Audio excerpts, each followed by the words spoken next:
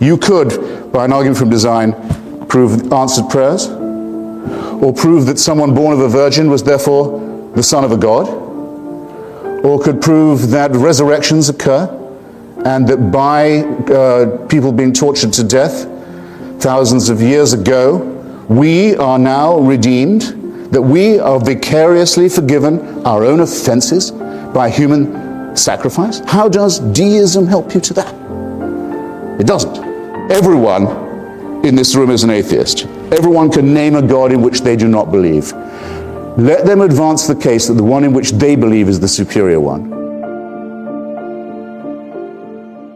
Is it nonetheless possible for an atheist to say, a proclaimed atheist to say, as I do, proclaim myself to be, that God positively can be said not to exist?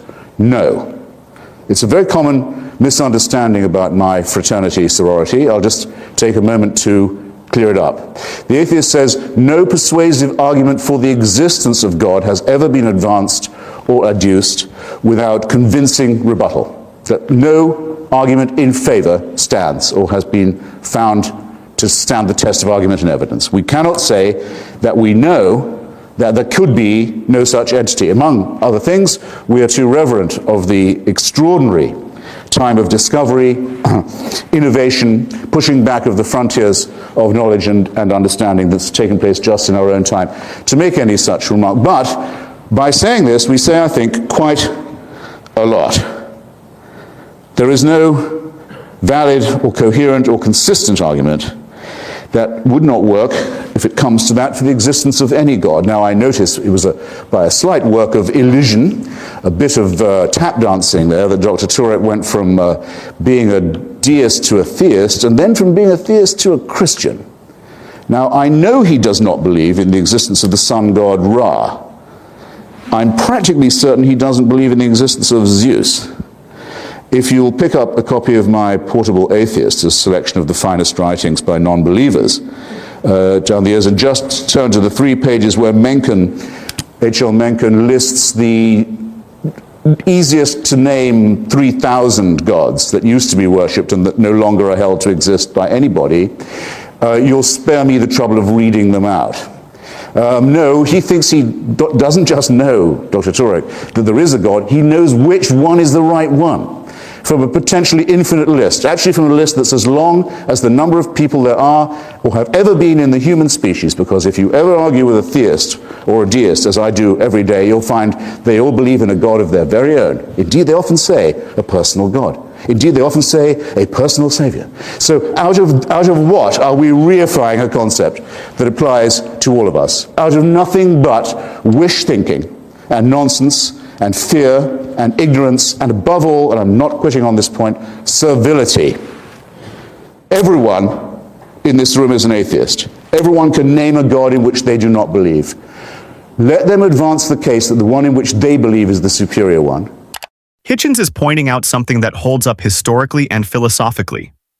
Over centuries, people have proposed arguments for a God: the cosmological argument, design argument, moral argument, but none of them have held under critical examination. For example, David Hume challenged the design argument back in the 1700s, saying complexity in nature doesn't automatically mean a designer. Today, the multiverse theory offers a scientific explanation for fine-tuning without needing a supernatural cause. He also brings up the thousands of gods humans have worshipped. That's backed by history. There are over 3,000 documented deities from cultures all over the world. Believers today reject almost all of them. So when someone says their God is the true one, they're making the same move atheists make, just with one exception. That's not reasoned evidence. It's cultural inheritance or personal conviction. And to just make it simple, everyone can be an atheist because we already don't believe in most gods. We all have something we believe in, but belief alone isn't the same as truth. Now, the same tap dancing hopes you will not notice that deism and theism are two quite different things. The deist argument says that there is so much order apparent in nature and in the cosmos and in the universe that it might be unwise to assume that such order has no one interested in ordering or designing it. That assumption might be an unsafe one. The philosopher Paley, in his Natural Theology, said design implies a designer. He came up with the very famous image of the watch. If you come across the watch, if you're a primitive tribes person in the Sahara, you may not know what it's for, but you know that it's not a rock or a vegetable. You know it has a purpose, and someone made it that way. Until quite recently, that was the default position of most intelligent people, including Mr. Jefferson, who, despite his intermittent atheism, in my judgment, was a theist. Was a deist. He would debate with, among the many skills he had, was a very advanced level of paleontology. He would debate with the greatest paleontologist of his time, the Count de Buffon. How comes it? How can it be that we find seashells so high on the mountains of Virginia? How can this be? Not even the most intelligent people of that day, and it's very recent, it's an instant in historical time, had any idea how that could be. There isn't anyone in this room who wasn't educated and brought up knowing exactly how that is. It's just a shame that Jefferson and many other intelligent and humane and well-educated, literate people just couldn't see that far.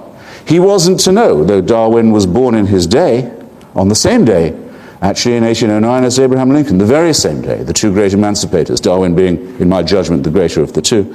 Now we know this proposition to be true, the proposition that was ridiculed so pathetically, I have to say, I thought, by Dr. Turek. There is no explanation for the origins of our species, for the origins of our cosmos, for the origins of our globe itself. There is not one explanation left which requires the existence of a deus ex machina. In every case, we have a better or sufficient explanation. I think that assertion of mine will stand any challenge this evening. I'm looking forward to hearing some more of them. Of course, Darwin used creationist images. He actually set out to vindicate Paley's theology. Thought he could do it by his study, taxonomical study of nature. Einstein used God images when he spoke of the extraordinary majesty of the cosmos. It's in us. It's in our vocabulary. It's hardwired in us, you might almost say, to use images of awe-inspiring, godly, Mozartian, you might say, or even Shakespearean images when talking about these things. But when we come down to the actual analysis of them, we find that we don't need the prime mover at all, and that most of the prime mover explanations, if not all of them, have been positively misleading. So that the deist may propose a designer, and I may not be able to show you convincingly that there could be no such person, but the theist has all their work still ahead of them. From this designer, how do we get to the designer who answers prayers? Did you hear a thing? I mean, just a phrase, even an implication, even a suggestion from anything my opponent said, that you could, by an argument from design, prove answered prayers? Or prove that someone born of a virgin was therefore the son of a god? Or could prove that resurrections occur, and that by people being tortured to death thousands of years ago, we are now redeemed, that we are vicariously forgiven our own offenses by human sacrifice? How does deism help you to that? It doesn't. It quite simply doesn't and cannot. And the attempt to build from one to the other is a conjuring trick of a very vulgar, I think, kind. Hitchens is right to call out the jump from deism to theism. Deism only says there might be a creator behind the universe's order. Theism adds layers: answered prayers, miracles, virgin births, resurrections. That leap has never been backed by evidence. The design argument he critiques, Paley's watchmaker analogy, was seriously challenged by Darwin's theory of natural selection, which explains biological complexity without needing a designer. Today, we have overwhelming support from genetics, fossil records, and observed evolution in labs. The watchmaker argument doesn't hold when we understand how nature builds complexity over time. Hitchens also mentioned Jefferson's confusion about seashells in the mountains. Now we know that's due to plate tectonics and marine sediment uplift, fully explained by modern geology. What used to be a mystery no longer needs supernatural answers. And about Einstein, he spoke of God as a metaphor. He said, "I do not believe in a personal God, and I have never denied this." His views were closer to Spinoza's pantheism, not traditional theism. In short, every gap once used to justify God, from life's origin to Earth's features, now has natural explanations. And no part of deism leads to claims like human sacrifice for redemption. There's no evidence connecting the two. Let's hear Frank Turek's rebuttal. I want to point out that most of what Christopher just said there is pretty much complaints about religion and religious people and has no impact on whether or not God exists. Religious people can be the worst people that ever lived. That says nothing about whether or not God exists. People can do evil. That doesn't mean the parents don't exist. Children can do evil. Doesn't mean the parents don't exist. My kids do evil, but I'm still here. I do evil. My dad's still here. In fact, he's sitting right there. What does that prove about whether or not God exists? Let me try and go down some of the things Christopher said. Yes, I am an atheist when it comes to Zeus.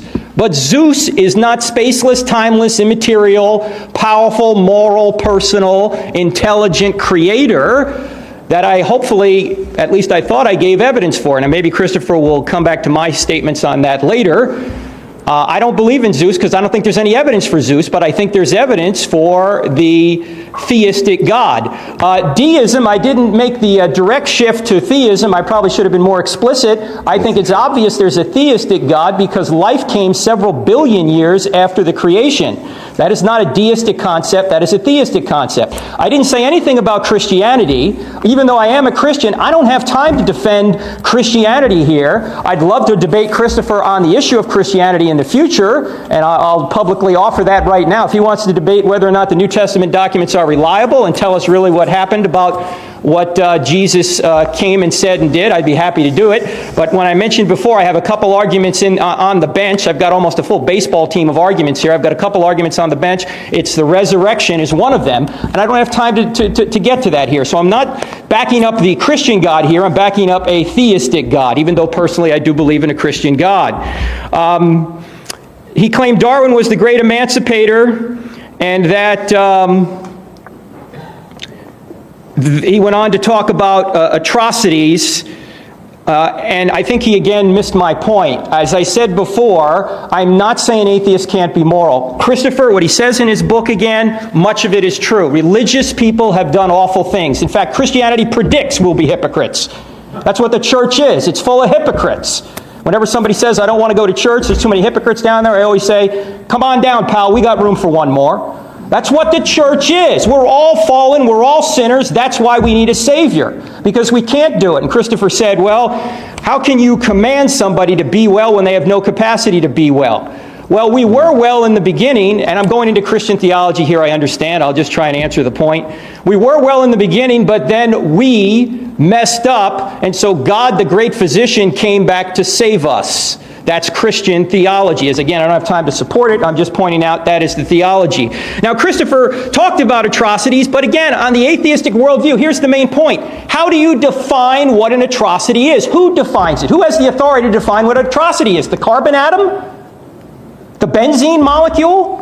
Turek claims Hitchens is just complaining about religion. That's not true.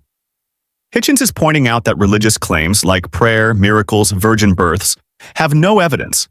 That's a valid challenge, not a complaint. Turek says his God is different from Zeus because it's spaceless and timeless. Those are just descriptions. There's no testable evidence for any of that. You can describe a unicorn as invisible and eternal. It doesn't make it real. He argues life began billions of years after the Big Bang, and that proves a theistic God. That's just a timeline. Astrophysics explains it naturally. No God needed. Turek brings up morality and says atheists can't justify it.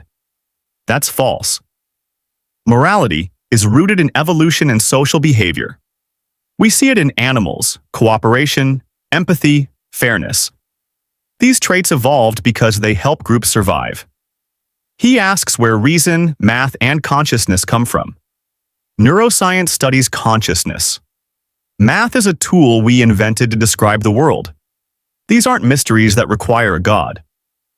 Turek quotes scientists like Crick, but Crick never said God was the answer. He said the origin of life is complex and still being studied. That's not proof of design. It's honest science. And DNA, it's chemical, not coded by a mind. Self-replicating molecules can emerge through natural processes. There's no evidence that intelligence is required. Everything Turek mentioned either has a natural explanation or is still being explored. None of it proves a theistic God. I'm not saying you have to believe in God to be moral. I'm not saying that only religious people are moral. I'm not saying atheists can't be moral. I'm not saying atheists don't know morality.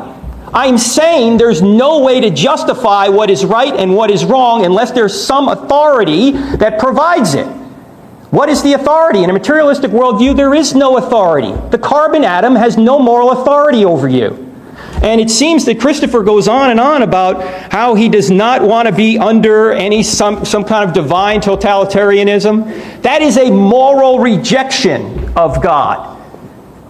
Where does he come up with this immoral totalitarianism? His worldview does not afford immorality, because his worldview does not afford morality. He has to borrow from the Christian worldview in order to argue against it.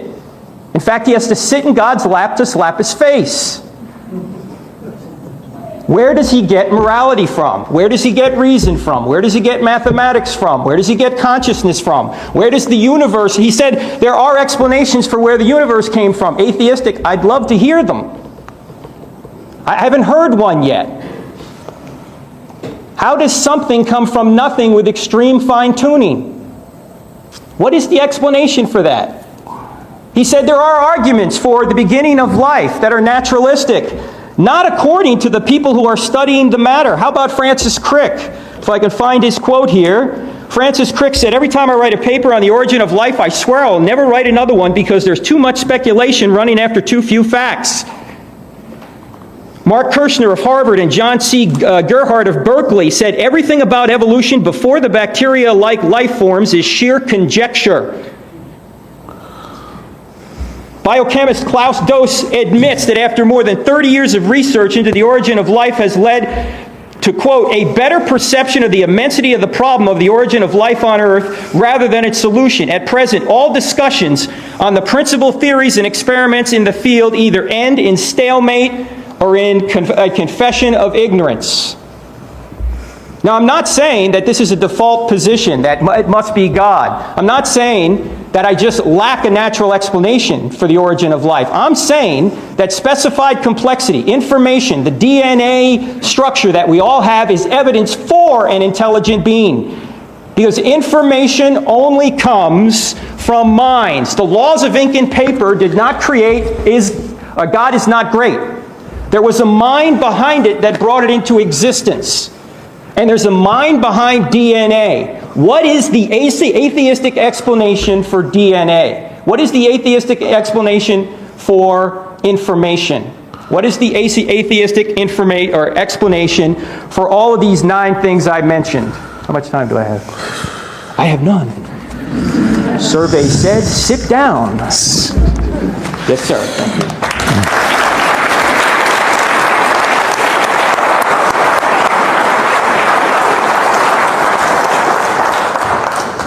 Well, I think I'll just invite Dr. Turek to do the following.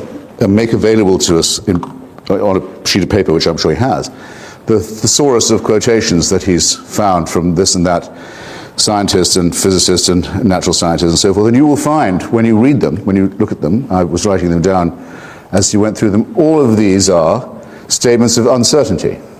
All of them. They're statements of all we know is how little we know. That's been for many years my definition of an educated person. Someone who knows enough to know how ignorant they are. It actually is the only, it's not my own original definition, it comes from the Greek, but it's the only definition that works. And no one working, toiling in the field of science could possibly say anything less or more of themselves, especially at a time like this. But there you have it right away. The theistic and the deistic explanation has to be based on a certainty that there is a supervising and, if you want to be a theist, a caring and intervening creator who manages these matters. And there hasn't been a single sentence. So who made the stronger case? Hitchens or Turek? Let us know in the comments. Like and subscribe for more clear fact-based breakdowns of debates that matter.